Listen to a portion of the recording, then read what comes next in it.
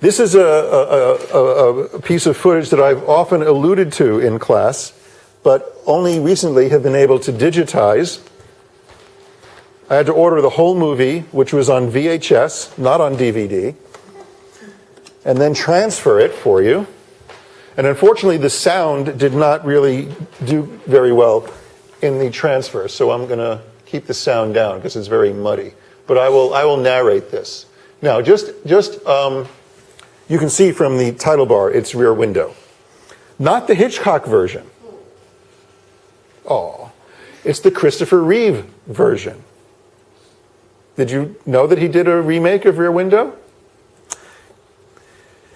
So instead of having a broken leg, which is what Jimmy Stewart had in the original, he's a quadriplegic. Great casting. And he lives in this very high-tech house with this high-tech wheelchair that operates off of the straw where he blows, and he gets it to move this way or that way. And this is the climax of the movie where the bad guy has discovered him and has come over to get him. And he's locking down parts of the house with voice commands and this and that, trying to trap the guy to keep him from getting to him. But the bad guy gets to him. And what does he do? He cuts his air hose. He cuts the air hose on the ventilator that's keeping him alive. Figuring he's done him in, the bad guy tries to escape. But he can't. Why? Because a quadriplegic can breathe on his own with something other than the diaphragm. And you'll see it here.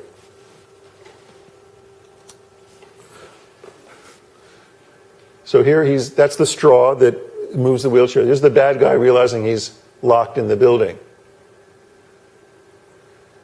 So he finds him surprised that he's alive. He comes up to him and he says, so you can breathe on your own. Now watch him breathe. He is not faking this. They actually unhooked him. Do you see his breathing? Watch where his head and neck go as he takes that gasping breath.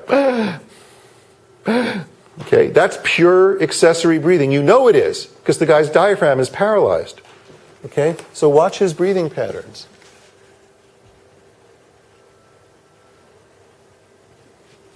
See what he's doing? See the direction his head goes? Up and back? Right? He's telling him, if you don't give me the code to unlock this house, I'm going to kill her, I'm going to kill you, and I'm going to burn the place down.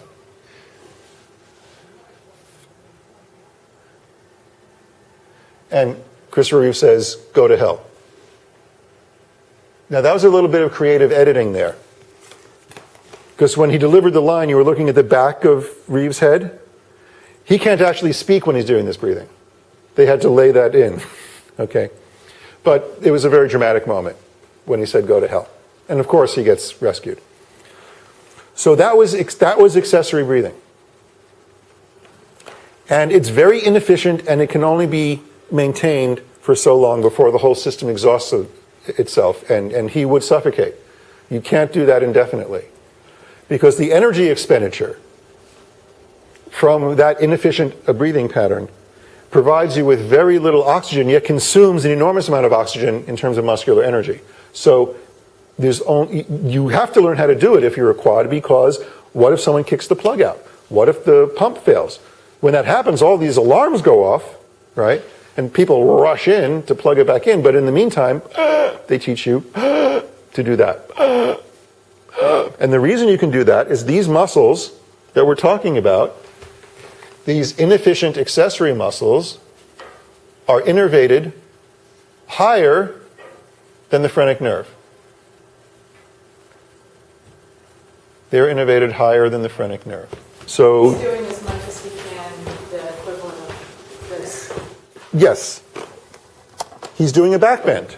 He's doing a little mini back bend. Like that. But this movement here, what is intended to accomplish?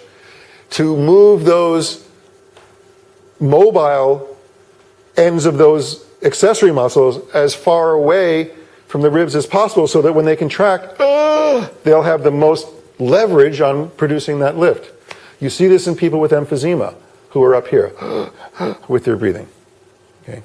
And we see it to a lesser extent in a lot of people who have less than efficient breathing patterns.